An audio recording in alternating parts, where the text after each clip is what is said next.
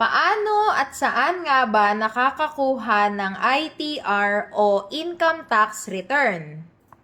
Una, i-define muna natin ano nga ba ang Income Tax Return. Ang Income Tax Return ay isang dokumento o return na doon nakalagay yung income tax computation at declaration ng isang taxpayer. So, dokumento siya ha, papel. So, itong papel na ito ay naglalaman ng mga information about the income of a taxpayer. So, maraming klase ng income. Meron income na nanggaling sa sahod, income na nanggaling sa business or profession o any other racket ng isang taxpayer. At syempre, hindi lang yan. Doon din makikita yung computation kung magkano yung tax at ito rin yung dokumento na i-attach mo doon yung proof of payment mo.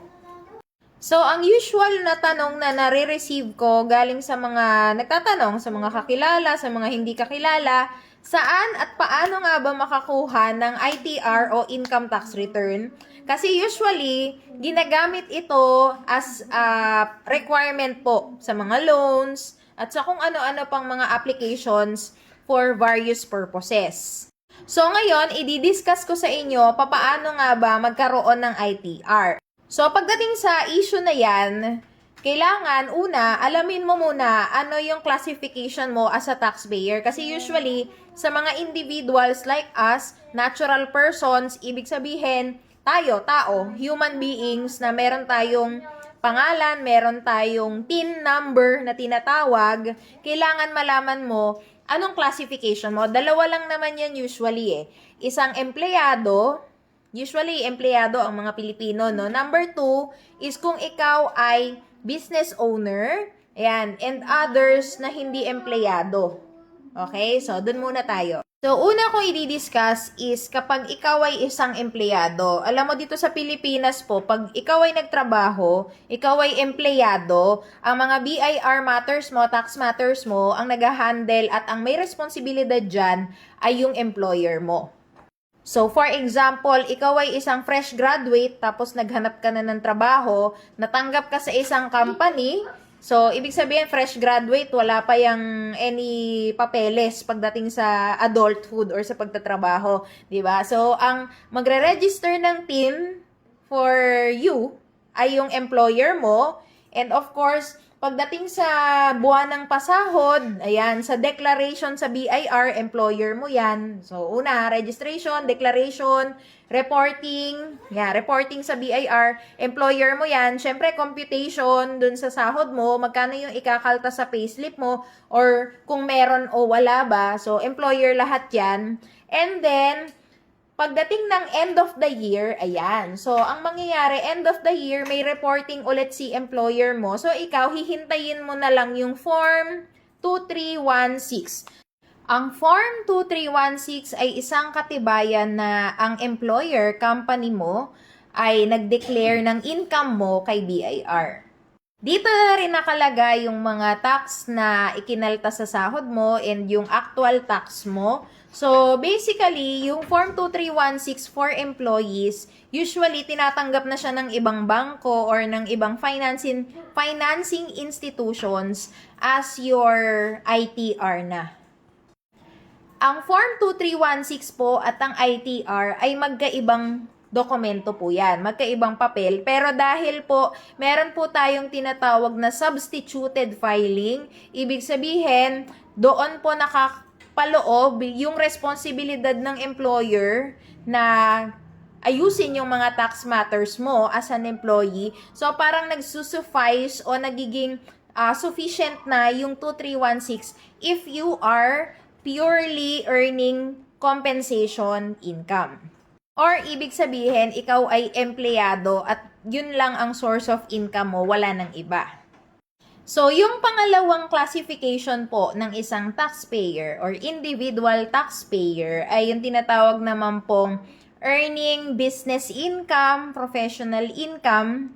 So, anything na income basta hindi siya from employment or hindi siya from compensation income.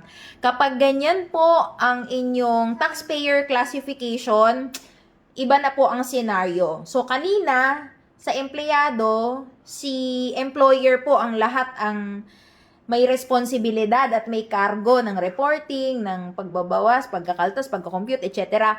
So, ngayon po, dahil hindi ka empleyado, ang may responsibilidad ng tax matters mo, BIR matters mo ay ikaw. From registration, from computation and recording, bookkeeping, from declaration, and of course, payment.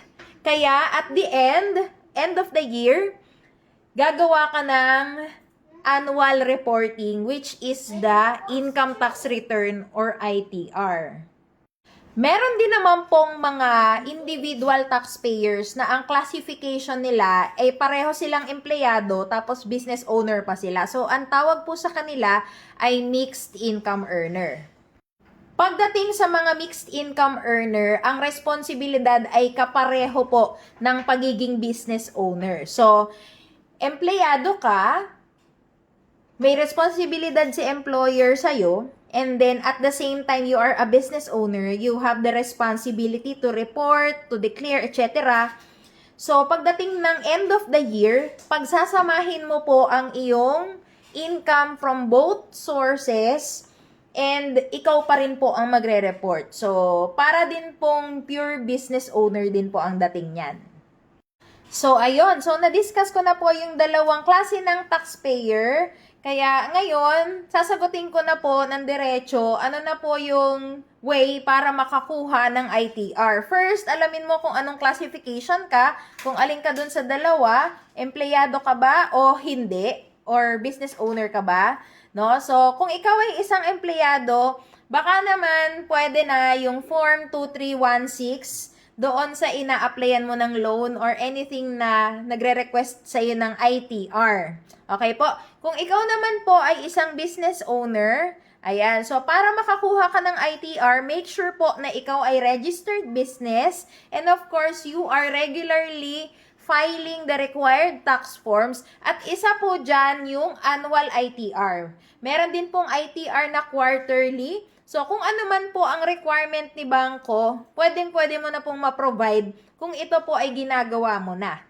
Mag-follow lang po kayo sa FB page ko at saka sa TikTok. Thank you so much!